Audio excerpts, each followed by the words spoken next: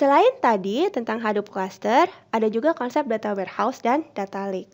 Nah, bedanya apa? Kalau data warehouse itu lebih berpegang kepada skema database yang structured. Sedangkan kalau data lake, dia berpegang pada skema database yang semi-structured atau unstructured. Walaupun sebetulnya dia juga bisa dipakai untuk yang structured. Kemudian data warehouse ini dipakai oleh business professionals, jadi dia bisa langsung dianalisis. Sedangkan kalau data lake, dia biasanya digunakan oleh data scientist, karena data scientist akan melakukan pemrosesan lanjutan supaya insight dari data lake bisa diambil.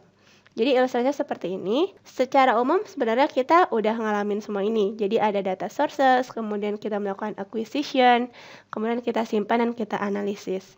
Nah, kalau untuk data warehouse, datanya semua structured, kemudian di-acquire dengan ETL, extract, transform, load, kemudian masuk ke data warehouse. Nah, kalau dengan data yang unstructured atau semi-structured seperti ini, ada teks, ada sensor, ada social media data, kita perlu acquire dengan tools-tools yang berbeda.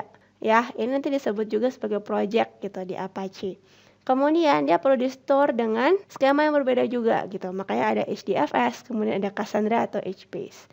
Nah, kemudian mereka juga akan dianalisis dengan cara yang berbeda gitu. Ya, nanti kita akan go through masing-masing. Ini apa? Spark itu apa? Cloudera Impala itu apa? Hive itu apa? Tapi pada intinya, kita mau tidak mau harus menjalankan keduanya berdampingan. Jadi, yang structured tetap dijalankan dengan prinsip data warehouse, kemudian yang unstructured tetap harus di-embrace, gitu, tetap harus disimpan dan diproses dengan menggunakan skema yang Hadoop. Nah, jadi berdasarkan video tadi, kita juga sebenarnya sudah bisa melihat teknologi Hadoop memiliki beberapa manfaat. Di antaranya, dia bisa scales horizontally, artinya dia bisa ditambah secara horizontal. Ini akan menghemat dari segi pembelian atau ongkos. Kemudian dia bisa menghandle unstructured atau semi-structured data. Kenapa? Karena Hadoop prinsipnya data lake. Jadi seperti danau, masuk aja ke danau. Kita tidak paksakan satu skema spesifik untuk data yang disimpan. Kemudian, dia juga provide storage and computing. Jadi, ide utamanya adalah satu node bisa digunakan untuk storage dan processing bersamaan.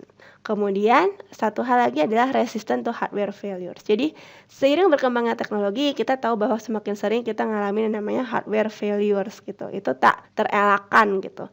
Nah, Hadoop itu membantu karena node-nya adalah mesin sendiri-sendiri, kemudian dia punya sistem yang mengcopy. Jadi semua file yang kita punya itu di-copy by default 3 kali dan ditaruh di node yang berbeda. Jadi kalau ada apa-apa, kemungkinan untuk kehilangan data akan menjadi sangat kecil karena kita punya backup-nya di node yang berbeda. Gitu. Nah, barusan kita mempelajari mengenai simple basic architecture tentang Hadoop. Selanjutnya, kita akan membahas lebih detail mengenai HDFS dan MapReduce. Terima kasih dan sampai jumpa.